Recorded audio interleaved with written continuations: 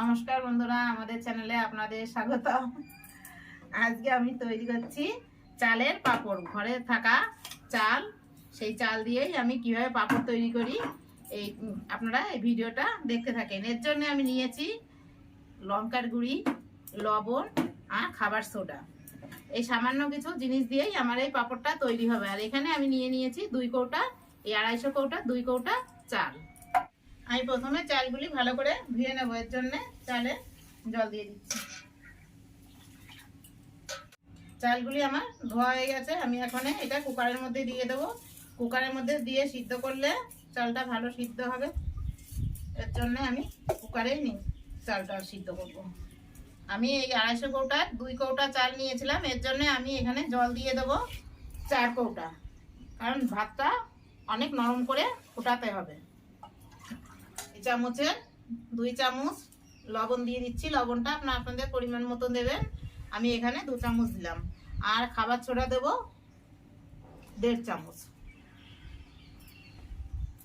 আর লঙ্কার গুঁড়ি দিয়ে দিচ্ছি 2 চামচ। সমস্ত জিনিসগুলি আমি চালের সঙ্গে ভালোভাবে গুলে দিচ্ছি। এইবার আমি প্রেসারের মুখটা আটকে দিলাম। গ্যাস জেলে আমি কুকারটা গ্যাসের উপর বসিয়ে দিচ্ছি। আমার ভাতটা সিদ্ধ হয়ে গেল। আমি 4টে সিটি দিয়ে গ্যাসটা বন্ধ করে রাখছি। আধ ঘন্টা আমি এইভাবে রেখে দেবো। একটু ঠান্ডা হলে তারপর পাঁপড়টা আমি রোদে মেলবো। আমি এখন এই কুকারটা খুলছি। খুলে আমি এই মেশিন দিয়ে এই পাঁপড়টা বানাবো। এই ধরনের মেশিন আপনার যদি না থাকে প্লাস্টিকও তৈরি করতে পারেন। সেক্ষেত্রে ভাতটা একটু বেটে নিতে হবে। ভাতটা এর মধ্যে ঢুকিয়ে দিচ্ছি। দেখেন আমি কিন্তু ভাতই ঢুকাচ্ছি, কোনো পেস্ট করিনি। এই যে এবার এইটা এর মধ্যে দিয়ে দেবো।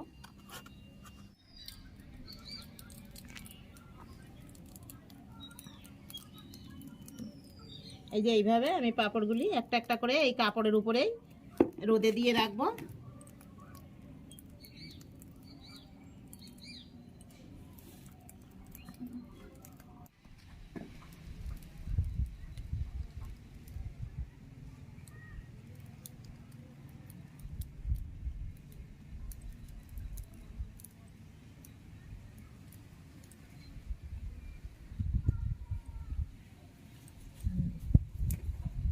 এই যে দেওয়া শেষ হয়ে গেল। এখন রোদ হবে। রোদ হওয়ার পরে আমি ভেজে দেখাবো আপনাদের এই পাঁপড়টা কেমন হলো।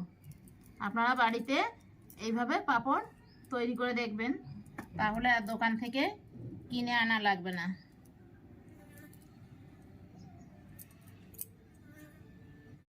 আমি গতকাল যে পাঁপড়গুলি বানিয়েছিলাম, গতকাল রোদ কম হয়েছিল বলে শুকিয়েছিল না, তাই এইভাবেই আমি ঘরে কাপড়ে ঝুলিয়ে রেখেছিলাম। আজকে আমার পাঁপড়টা শুকিয়ে গেছে। দেখেন আমি এই যে তুলছি, এ দেখেন সুন্দর উঠে যাচ্ছে। এ দেখেন এইভাবে একটা একটা করে আমি পাঁপড়গুলি তুলে নেব।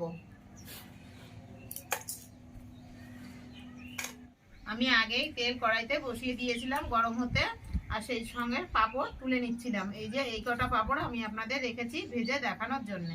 দেখুন তেলের মধ্যে দিলে কেমন ফুলে উঠছে দেখেন।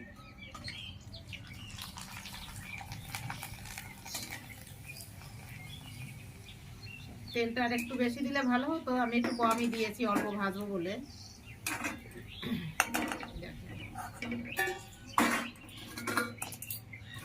আর এই পাঁপড়গুলি ভাজার জন্য তেলটা একটু বেশি গরমের প্রয়োজন হয়।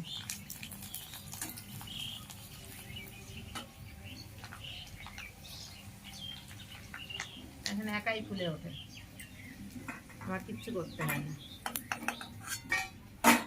দেখেন আমি পাঁপড়গুলি ভেজে নিয়েছি। কেমন হয়েছে ঠিক এরকম দেখতে হয়েছে, সুন্দর। দেখেন কত নরম আর এই ফুরফুরা হয়েছে, বুঝেছেন? এই দেখেন একদম সুন্দরই হয়েছে। আপনারা বাড়িতে এইভাবে পাঁপড় তৈরি করবেন।